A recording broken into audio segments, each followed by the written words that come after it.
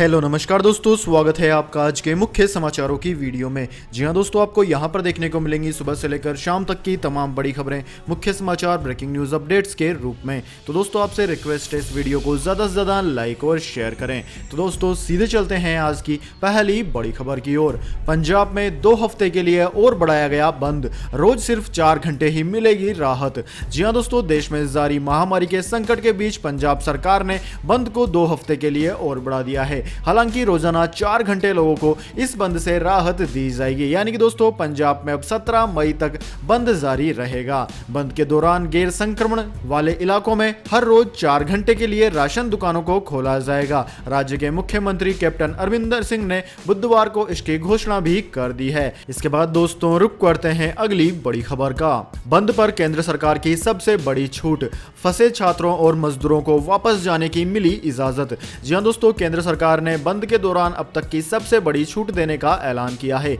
इसके तहत केंद्र सरकार ने बंद में फंसे छात्रों, मजदूरों, श्रद्धालुओं, पर्यटकों की निकासी को लेकर आदेश जारी किए हैं। केंद्र ने कहा है कि राज्य इन लोगों की निकासी के लिए एक नोडल एजेंसी बनाए। स्क्रीन करने के बाद जिन लोगों में इस बीमारी के लक्षण नहीं है उन्हें अपने राज्य जाने की इजाजत मिलेगी। इसके साथ ही यह भी कहा गया है कि लोगों को ले जाने वाली बसों को भी सैनिटाइज किया जाएगा। जो भी लोग अपने होम एरिया में जाएं उन्हें पहले क्वारंटाइन में रखा जाएगा। इस तरह शर्तों के साथ इजाजत मिल गई है। दोस्तों इनके अंतर्गत फंसे हुए प्रवासी कामगारों, तीर्थयात्रियों, पर्यटकों, छात्रों को बंद में कुछ शर्तों के साथ आवाजाही की इजाजत मिल जाएंगी। इसके बाद दोस्तों रुक करते हैं आज की अगली बड़ी खबर का। बॉलीवुड अभिनेता इरफान खान का निधन, 54 की उम्र में ली अंतिम सांस। जी हां दोस्तों, बॉलीवुड के मशहूर एक्टर इरफान खान जिंदगी की जंग हार गए हैं। दोस्तों बुधवार को 54 वर्षीय एक्टर का मुंबई में निधन हो गया। पिछले कुछ दिनों से उन्हें खराब स्वास्थ्य को लेकर मुंबई के कोकिलाबेन अस्पताल में भर्ती कराया गया था। उनकी तबीयत अचानक बिगड़ गई, जिसके बाद उन्हें आईसीयू में भर्ती कराना पड़ा था। दोस्तों इरफान खान की इस खबर के बाद पूरे बॉलीवुड में शोक की लहर दौड़ गई। साल 2018 में इरफान खान को पता चला था कि वह न्यूरोएंड्रोक्रोम ट्यूमर से पीड़ित हैं। इस बीमारी के इलाज के लिए इरफान खान लंदन भी गए थे और करीब साल भर इलाज कराने के बाद वह वापस भारत लौट आए थे। दोस्तों आपकी जानकारी के लिए बता दें, इरफान खान की मां का देहांत भी 3 दिन पहले ही जयपुर में हो गया था। वह 95 वर्षीय थी। दोस्तों इरफान खान बंद की वजह से अपनी मां के अंतिम संस्कार में शामिल नहीं हो पाए थे। वहीं दोस्तों बुधवार को ही इरफान खान का 20 लोगों की मौजूदगी में अंतिम संस्कार कर दिया गया। उन्हें वर्सोवा में दफना दिया गया। दोस्तों इरफान खान की आत्मा के लिए कमेंट बॉक्स में इरफान खान RIP जरूर लिखें। इसके अलावा दोस्तों आप इरफान खान की कौन सी फिल्म को सबसे ज्यादा प्यार करते हैं, कमेंट करके उस फिल्म का नाम बताइए। इसके बाद दोस्तों रुक करते हैं अगली बड़ी खबर का। अमेरिका ने तगड़ा जुर्माना वसूलने की दी चीन को धमकी, चीन ने फिर किया पलटवार। जी हां दोस्तों, फैल रही बीमारी को लेकर चीन और अमेरिका के बीच तनातनी बढ़ती ही जा रही है। अमेरिकी राष्ट्रपति डोनाल्ड ट्रंप द्वारा तगड़ा हर्जाना वसूल की धमकी का बीजिंग ने करारा जवाब दिया है। दोस्तों चीन का कहना है कि अमेरिकी राजनेता बार बार सच्चाई की अनदेखी करते रहे हैं और अब सफेद झूठ बोल रहे हैं। विदेश मंत्रालय के प्रवक्ता गेंग शुआंग ने कहा कि अमेरिका का केवल एक ही उद्देश्य है, महामारी की रोकथाम में अपनी नाकामी के लिए दूसरों को जिम्मेदार ठहराना। उन्होंने आगे कहा कि मौजूदा वक्त में अमेरिकी नेताओं को अपनी समस्याओं पर ध्यान देना चाहिए और इस बीमारी के प्रसार को नियंत्रण करने के प्रयास करने चाहिए। दोस्तों आपकी जानकारी के लिए बता दें, अभी हाल ही में अमेरिका के राष्ट्रपति डोनाल्ड ट्रंप ने इस महामारी पर चीन की भूमिका को लेकर जांच करने को कहा और कहा कि हम उससे नुकसान की भरपाई के लिए तगड़ा जुर्माना वसूल करेंगे। इसके बाद दोस्तों जान लेते हैं कि पूरी दुनिया में और भारत में इस महामारी का क्या है हाल, कितने पूरी दुनिया में इस महामारी के मरीज हो गए हैं और भारत में कितनी संख्या हर रोज बढ़ रही है और कुल कितने मरीज हो गए हैं। तो दोस्तों सबसे पहले तो पूरे विश्व की जान लेते हैं। तो दोस्तों जैसा कि आप यहाँ पर स्क्रीन पर देख पा रहे होंगे, पूरी दुनिया में इस महामारी के 31,16,992 मामले आ चुके हैं, जिनमें से 2,17,183 लोगों की मौत भी हो गई है। वहीं दोस्तों एक अच्छी खबर यह भी है कि इनमें से 9,28,930 लोग ठीक होकर अभी तक अपने घरों में जा भी चुके हैं। वहीं दोस्तों इस बीमारी से सर्वाधिक प्रभावित राष्ट्र अमेरिका है। अमेरिका में इस बीमारी के 10,34,588 मामले अभी तक आ चुके हैं, जिनमें से लगभग 60,000 लोगों की मौत भी हो चुकी है। इसके अलावा दोस्तों स्पेन, इटली में 2 लाख से ज्यादा मामले हैं, जबकि ब्रिटेन, जर्मनी, फ्रांस, टर्की और रशिया में लगभग 1 लाख से ऊपर मामले हैं। इसके बाद दोस्तों अब जान लेते हैं कि भारत में क्या है स्थिति। लेकिन उससे पहले मेरी आपसे एक छोटी सी रिक्वेस्ट, अगर दोस्तों आपको अभी तक हमारी न्यूज पसंद आई है तो इसे एक छोटा सा लाइक जरूर दे दे, और अगर आपको पसंद नहीं आई है तो बेशक आप डिसलाइक भी कर सकते हैं, लेकिन दोस्तों लाइक और डिसलाइक करके अपना वोट जरूर दीजिए, क्योंकि दोस्तों यही हमारी मेहनत का फल होता है और इसी से हमें पता चलता है कि आपको हमारी वीडियो पसंद आई है या नहीं। तो दोस्तों जल्दी से जान लेते हैं क्या है भारत की स्थिति। तो दोस्तों जैसा कि आप यहां पर स्क्रीन पर देख सकते हैं कि पिछले 18 घंटों में भारत में इस बीमारी के 924 नए मामले सामने आ गए हैं, जबकि 34 लोगों की जान भी चली गई है।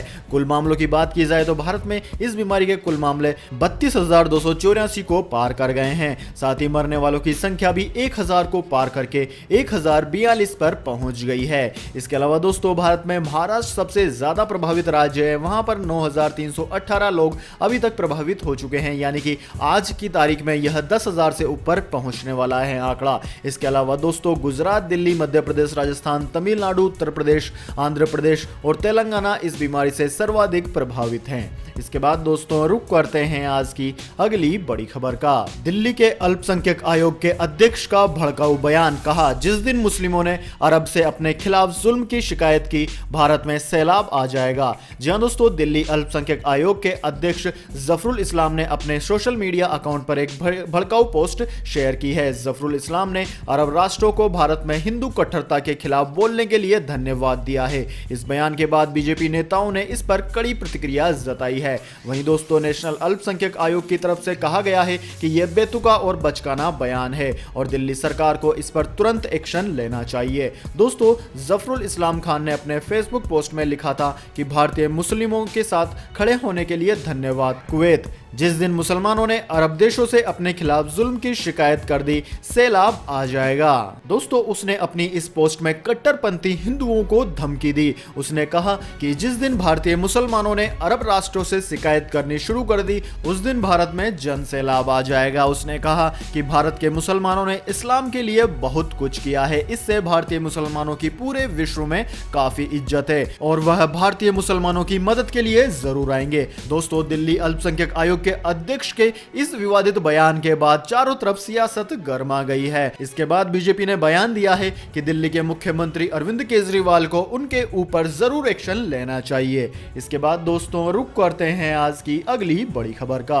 बुलंदशहर में साधुओं की हत्या को लेकर शिवसेना की चिंता पर सीएम योगी का कड़ा प्रहार। जी हां दोस्तों, उत्तर प्रदेश के मुख्यमंत्री योगी आदित्यनाथ ने संतों की हत्या के मामले में किसी भी राजनीति की कोशिश को खत्म कर दिया है। बुलंदशहर में साधु हत्या मामले में उद्धव ठाकरे की चिंता पर सीएम योगी आदित्यनाथ ने जवाब दिया। उन्होंने ट्वीट कर कहा कि संतों की बर्बर हत्या पर चिंता करना राजनीति लगती है। यूपी में संतों की हत्या के बाद सीएम योगी को घेर रही शिवसेना को खुद सीएम योगी आदित्यनाथ ने सख्त चेतावनी दी है। योगी ने मंगलवार को अपने ऑफिस के अकाउंट से ट्वीट करते हुए कहा कि शिवसेना महाराष्ट्र संभाले और यूपी की चिंता न करे। दोस्तों आपकी जानकारी के लिए बता दें, यूपी में हाल ही में 2 साधुओं की मंदिर के अंदर घुसकर हत्या कर दी गई। उससे पहले महाराष्ट्र में भी 2 साधुओं को निर्मम तरीके से भीड़ ने मार दिया था।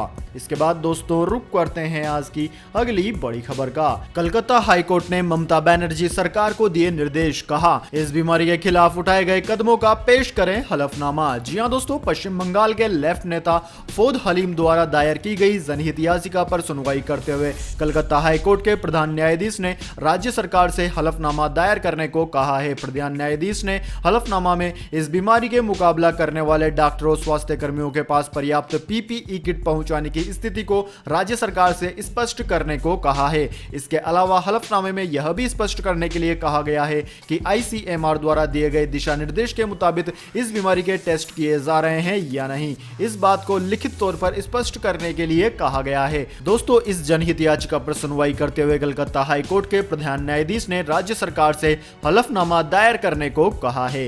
इसके बाद दोस्तों रुक करते हैं आज की अगली बड़ी खबर का। ट्रंप का चीन पर फिर हमला, कहा इस बीमारी से जुड़ी जानकारियां छुपाई, इसलिए 184 देश नर्क से गुजर रहे हैं। जी हां दोस्तों, अमेरिकी राष्ट्रपति डोनाल्ड ट्रंप ने इस बीमारी के मामले में चीन पर हमला जारी रखा है। ट्रंप ने मंगलवार को चीन को फिर संक्रमण के लिए जिम्मेदार ठहराते हुए कहा कि उसी के कारण दुनिया के 184 देशों में नरक जैसी स्थिति बन गई है। इसी बीच अमेरिकी सांसद ने मांग की है कि निर्माण और खनिज के लिए चीन के ऊपर निर्भरता कम की जाए। ट्रंप प्रशासन ने हाल ही में इस बीमारी के संक्रमण के मामलों में चीन के खिलाफ जांच शुरू की है। इसके बाद दोस्तों रुक करते हैं आज की अगली बड़ी खबर का। सीबीएसई की 10वीं और 12वीं की बची हुई परीक्षाएं नहीं होंगी, डिप्टी सीएम मनोज सिसोदिया ने बताई वजह।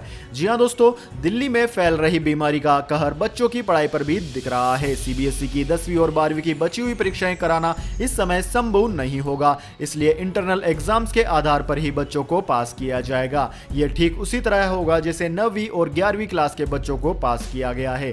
दोस्तों, दिल्ली के डिप्टी सीएम मनोज सिसोदिया ने यह जानकारी दी है। मनोज सिसोदिया ने कहा है कि अगले साल के लिए समूचे पाठ्यक्रम में कम से कम 30% की कमी की जाए और जेईई, एनईटी तथा अन्य उच्च शिक्षण संस्थानों की प्रवेश परीक्षाएं भी कम किए गए पाठ्यक्रम के आधार पर ही ली जाएं। इसके बाद दोस्तों रुक करते हैं आज की अगली बड़ी खबर का। आई नई इंश्योरेंस पॉलिसी, अब जितनी चलेगी आपकी गाड़ी उतना ही देना होगा इंश्योरेंस का खर्च। इस कंपनी ने लॉन्च की है स्कीम।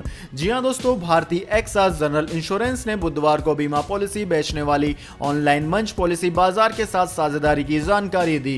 कंपनी मंच के माध्यम से कार बीमा पॉलिसियां बेचेंगी। दोस्तों, कंपनी ने कहा है कि यह रोजाना बीमा नियामक की सैंडबॉक्स परियोजना के तहत निजी कार मालिकों के लिए तैयार की गई है।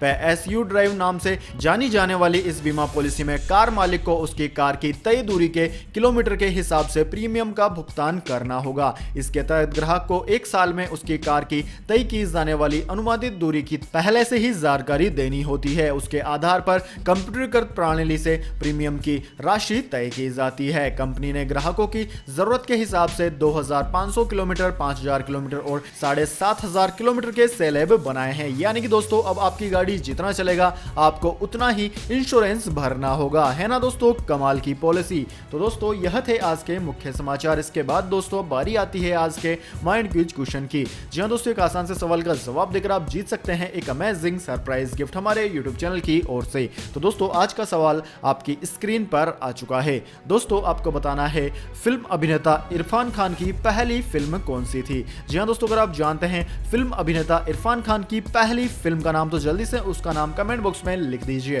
अगर दोस्तों आपका जवाब होता है एकदम सही और आप चुन ले जाते हैं लक्की विजेता के रूप में, तो आपको मिलेगा एक अमेजिंग सरप्राइज गिफ्ट हमारे यूट्यूब चैनल की ओर से। तो दोस्तों, जल्दी से अपना उत्तर कमेंट बॉक्स में लिख दीजिए, वीडियो को लाइक कर लीजिए और चैनल को सब्सक्राइब करके बेल आइकन भी दबा लीजिए। धन्यवाद। वंदे मातरम। जय हिंद, जय भारत।